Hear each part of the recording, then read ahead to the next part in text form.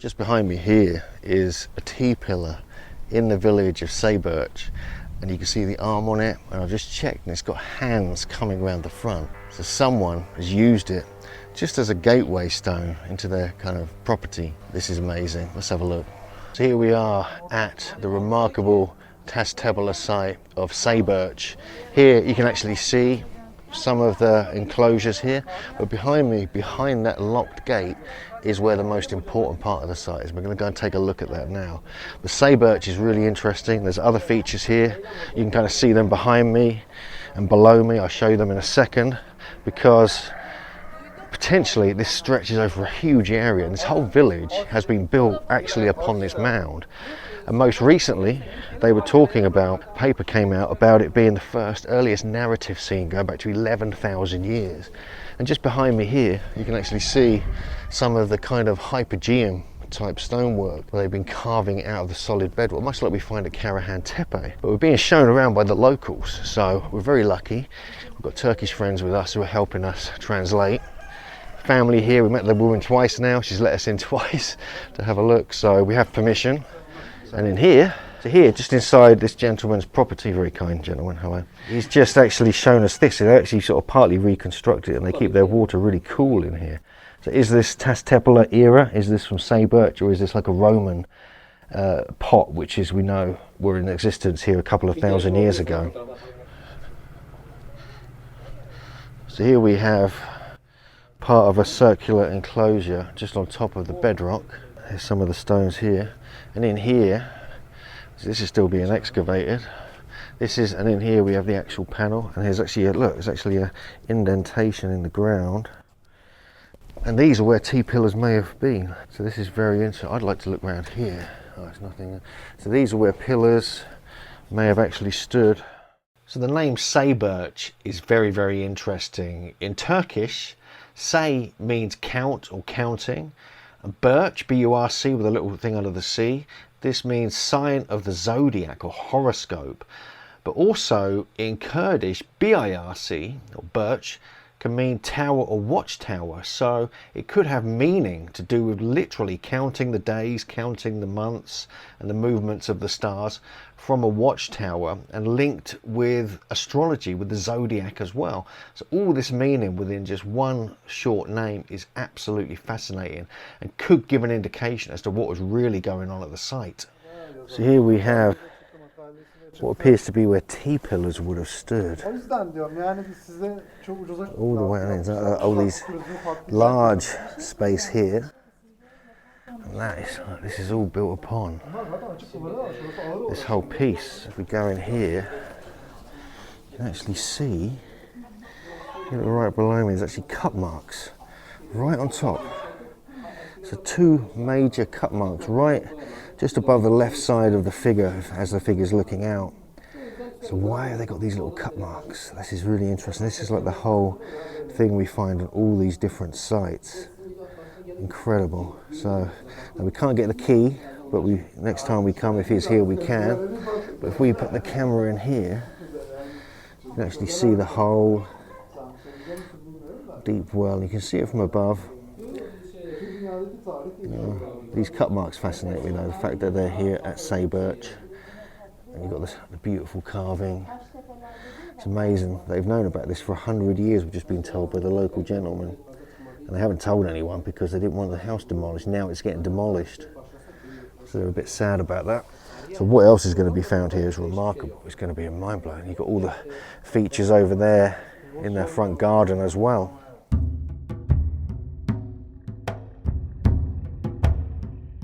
So we're being shown some other features of Sayburç. Here we are, going inside now.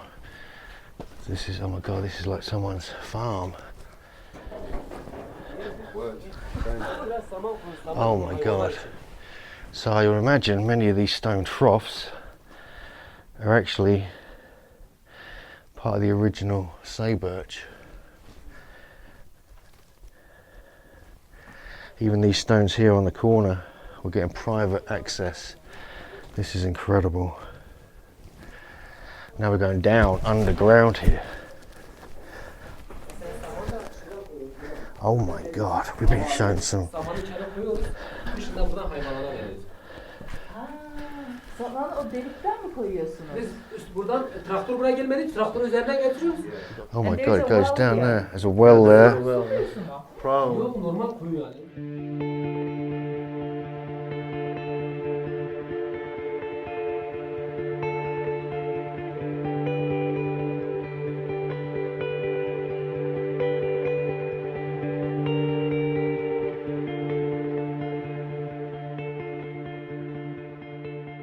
So we're underground at Sayburç. This is remarkable. I hope the footage is going to come out okay. There's a few niches here and there. Nothing major, but still very interesting that we got to come down here. I've got Andrew, come on in, Andrew. Do you want the torch? Well, do you want to get down? Why don't you climb down it?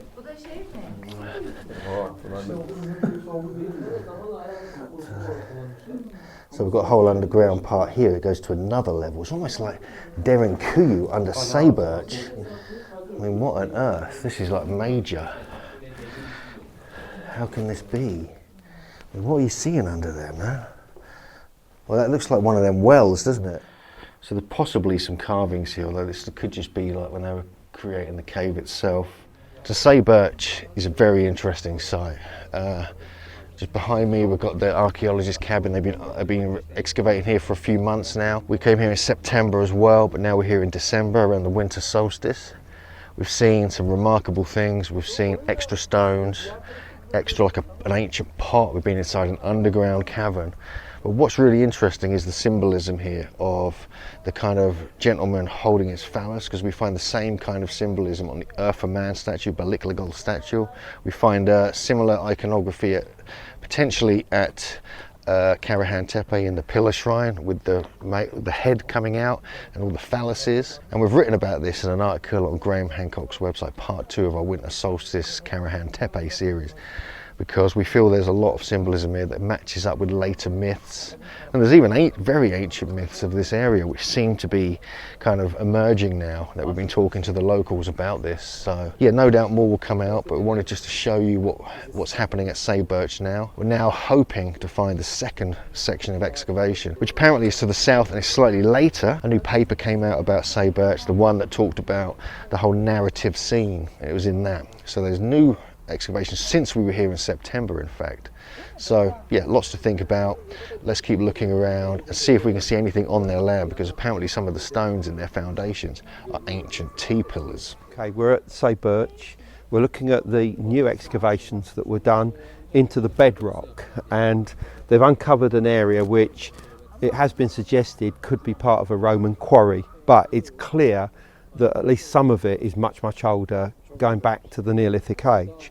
And one of the reasons why I would say that is that just off the edge, on the level bedrock above it, is this very curious series of peck marks with lines incised, and just generally from the shape of it, I would say that the inner section of it, which has been lined around, is exactly the same shape as the Göbekli goddess that was found at Göbekli Tepe and is now in Şanlıurfa Archaeological Museum. You can see it's almost like a sort of mushroom head, and outside of that you have these peck marks, obviously more peck marks actually inside it as well. And to me this is an abstract symbol that somehow relates to that goddess statue, and if I had to put money on it, I'd say it relates to some kind of altered state, goddess cult, mushrooms, you know, getting into some kind of otherworldly environment. But I also think that strongly there probably is a link with fertility here. You know, it almost looks quite vulva-like in a way, and I think that is more than simply accidental. In the new excavations at Sayburç, and what we have just noticed is that there are cut marks in the bedrock on the level ground, the same level as the strange symbol that looks like the Göbekli goddess head. So that shows that we're actually on a Neolithic bedrock floor. So that means that it is definitely far, far older than the Roman period. And this area here, which is considered to be the quarry area, could date to Roman times. Of course it could, but very clearly the basis of the site is much, much older, possibly 10 to 11,000 years old. We've just been shown by the gentleman here some blocks that were uncovered apparently when this modern building was constructed a short while ago, and they came across huge rectangular stone blocks that are clearly been cut and dressed, and these are unquestionably T-pillars, because here you can see what's known as the necktie. It's like a sort of a necklace around the neck. You can see these double lines. You see that on Urfa Man, you see that on so many of the T-pillars, and this is where the T-pillar would have extended out to, but it's been broken off.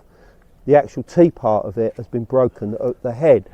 And of course, the reason why we know that this is a necktie is because we've seen it on so many other statues at other sites now. So immediately, this is a point of recognition to a Neolithic stone block, a T-pillar, 10, maybe even 11,000 years old. The other ones here, we can't see any carving, but this is clearly where the end of the T would have extended outwards here.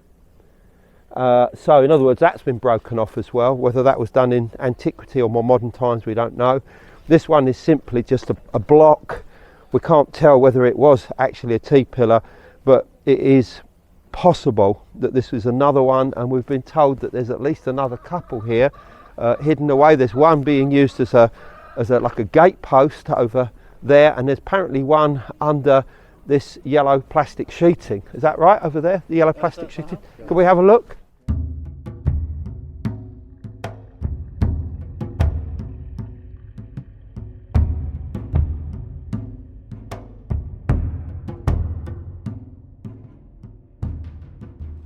Oh, I see. Okay, so it's another gate post that's obviously been used by the property owners when they found it, because why not? Why would you not find them?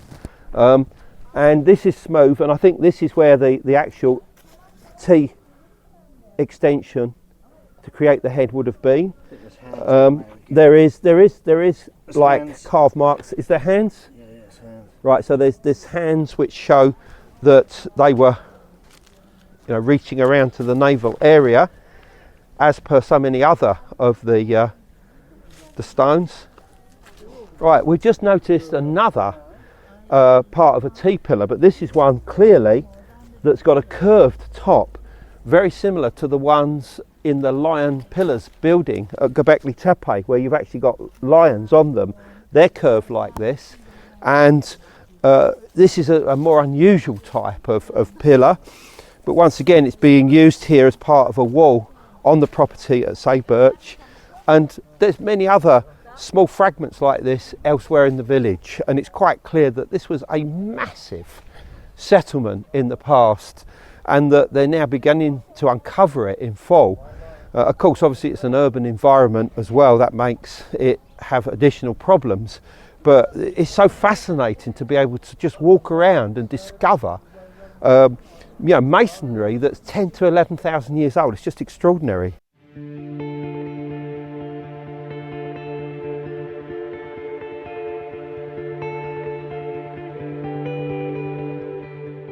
This is the main T-pillar that marks the entrance into the Sayburç site, and this was spotted by Hugh and JJ when they first cruised around the village, looking for any possible carved fragments, and they were drawn to this, not realizing that this is the exact place where they've actually uncovered this enclosure with the beautiful carvings on the curved wall that you have seen. And with this one, obviously, here's the T-pillar as well, extending out, obviously much worn. On this side, it doesn't seem to have actually had one in the first place. So it would seem as if the extension was only on one side. Again, that's a little unusual, but quite clearly it's an extension of the same cultural ideas. And here, just below it, we have more carved blocks. probably parts of T-pillars. I can't see any carvings at the moment on them. This one is definitely, oh look, this is definitely a T-pillar, look. Look, here's the stem and there's the head. So there must have been dozens of these fragments all over the place. Yeah, there are large fragments of blocks here. I mean, they could be T-pillars. They probably are, to be honest, or certainly masonry that's associated with the site. But obviously we want to go to the motherlode of this site, and it looks like we might have some help to do so. Did you see that snake?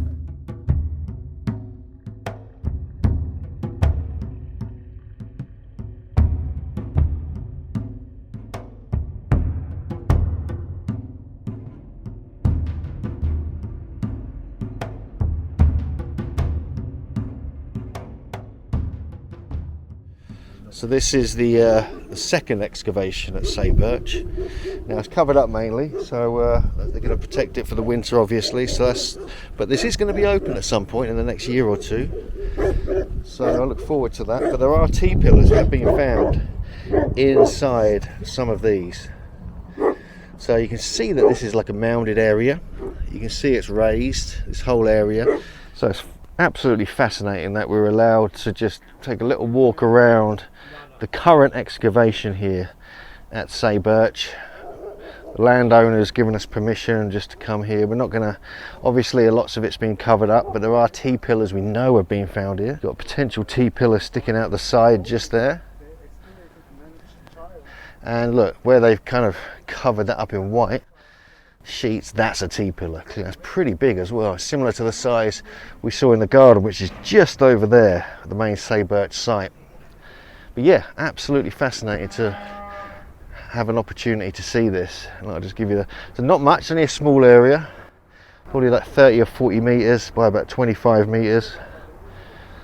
But this is just the first part of the site, and you can see the way the village has just been built over this, you know, and no doubt there's more on the peak of the hill here in the village.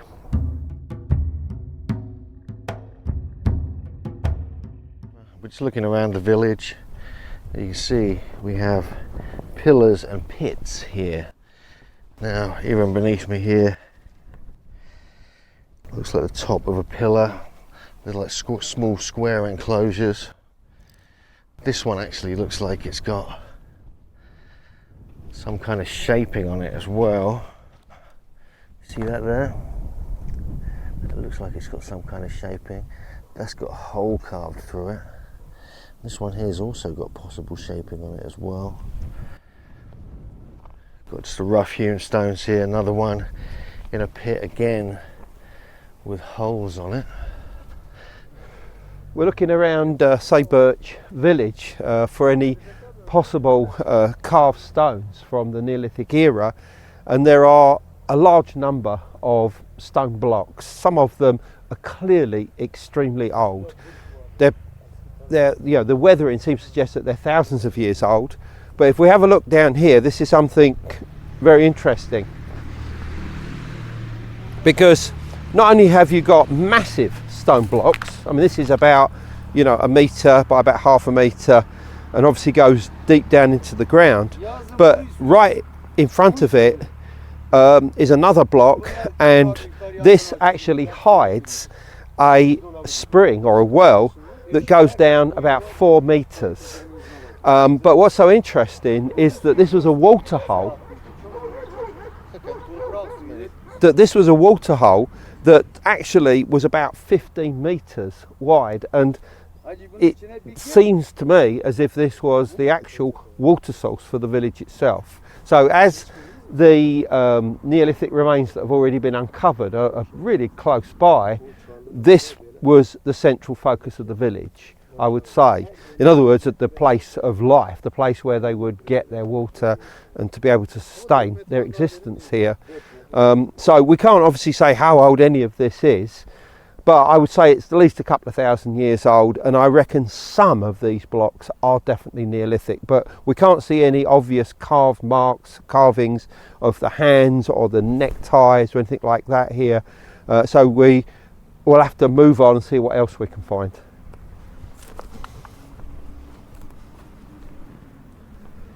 Even got stones built into the wall here and here.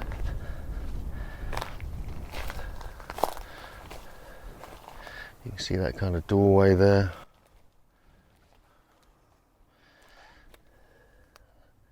That lintel looks like it's part of an ancient Taztepala site. This piece here as well. This is really interesting, just to see this whole village potentially made up of an ancient, super ancient site. This stone down here we really need to have a look at. Right down the end here, we saw the other side of it. But look at this, it's like a stone trough. It's been carved out. That is amazing. Look at this. Now, is that part of the ancient, super ancient site of Sayburç? Some kind of beer brewing? Everywhere you look, we're finding what looks like Taztepala blocks, parts of T-pillars, all in these strange small enclosures, whether these are original or were added later, recreated by one modern man.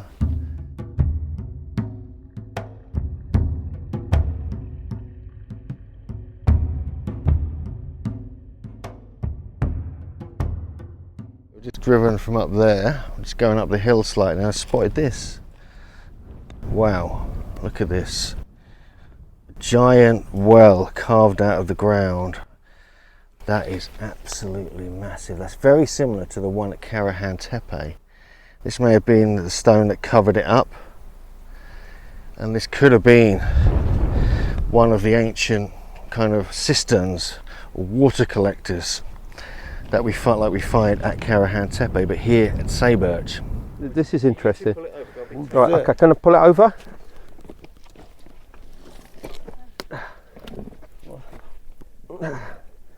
Yeah, that's going to be a foundation into a room or a building, I'm going to say.